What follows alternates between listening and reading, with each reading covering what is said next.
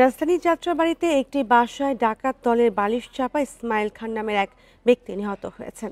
ডাকাতদের ধারালো অস্ত্রের আঘাতে আহত হয়ে হাসপাতালে ভর্তি তার স্ত্রী। আর এই নিয়ে আরো জানাতে আমাদের সাথে যোগ দিচ্ছেন সহকর্মী আরাফাতুর রহমান। আরাফাত, ঘটনা সম্পর্কে পরিবারের সদস্য বা প্রতিবেশীরা কি জানিয়েছেন এবং এখন পর্যন্ত কোনো মামলা বা কেউ গ্রেপ্তার হয়েছে কি?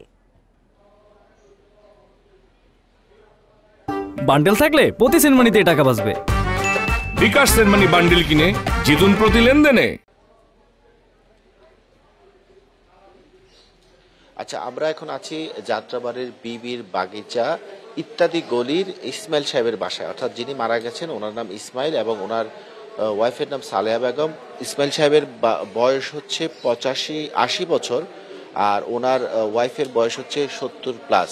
ওনারা, আমরা যে বাড়িটি এখানে দাঁড়িয়ে আছি, এই বাড়িটি আছে ওনাদের নিজস্ব বাড়ি।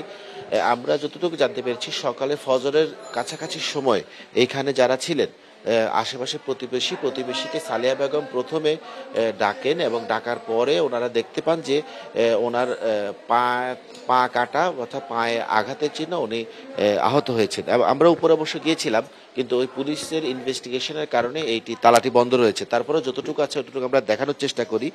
মূল ঘটনা হচ্ছে 4 জন ডাকাত দলের যে সদস্য এখানে ফজরের আজানের আগ পরে অথবা মধ্যরাতে এখানে আসেন, এসে গ্রিল কেটে এই বাড়ির যে দ্বিতীয় তলা, এই দ্বিতীয় তলাতে ঢোকেন এবং ঢোকার পরে এখানে প্রথমে ইসমাইল হোসেনকে, পরবর্তীতে তার ওয়াইফ যিনি আছেন ওনাকে আহত করে এখানে ওনারা যত রকমের সম্পদ আছে বা এখানে যা ছিল সেটি নিয়ে যায়। আমি আপনাদের জানিয়ে রাখা বলি, এলাকাবাসী এবং আশেপাশের যে স্বজন আছেন তারা বলছেন যে ইসমাইল হোসেন সাহেবের 5 ছেলে, উনি সবাই ইতালি থাকেন এবং তাদের যে সন্ততি যারা আছেন সবাই ইতালি থাকেন। সেই কারণে চোর দল হয়তো ভেবেছিল যে এখানে প্রচুর সম্পদ থাকতে পারে। আরেকটি বিষয় হচ্ছে যে প্রতিবেশীরা জানিয়েছেন যে ইসমাইল হোসেন সাহেবের যে ওয়াইফ, উনি বলেছেন যে চোররা তো প্রথমে এসে তাকে জিজ্ঞেস করছিলেন যে এইখানে যারা আছেন, মানে ওনার যে ছেলের বউরা ছিলেন, তারা কি কি সম্পত্তি কোথায় রেখে গেছে এই বিষয়ে খোঁজ খবর নিচ্ছিলেন। আমরা যতটুকু জানতে পেরেছি যে যদিও ঘরটি বন্ধ রয়েছে এবং নতুন করে তালা মারা রয়েছে, সে কারণে আমরা ভিতরে যেতে পারিনি। তবে যারা প্রথম ফার্স্ট রেসপন্ডার হিসেবে ভিতরে গিয়েছিলেন তারা আমাদের বলছেন যে ওইখানে আলমারিগুলো ভাঙা রয়েছে। আর ইসমাইল হোসেন সাহেবের মৃত্যুর বিষয়ে ওনারা বলছেন যে ওনাকে পেছন থেকে বাধা অবস্থায় ছিল, সেই পেছন থেকে বাধা অবস্থায় ওনার হাতে গামছা দিয়ে বাঁধা ছিল আর ওনার পা ওড়না দিয়ে বাঁধা ছিল, এটা ওনারা বলছেন। এবং সালেহা বেগমকেও ঠিক একইভাবে বাঁধা হয়েছিল, কিন্তু পরবর্তীতে ওনারা যখন উনি দাঁত দিয়ে ওনার হাতের বাঁধন খুলে তারপরে আশেপাশের লোকজনকে ডাকেন। আমরা যতটুকু জানতে পেরেছি যে এখনো ময়নাতদন্তের জন্য লাশ ঢাকা মেডিকেল কলেজে আছে।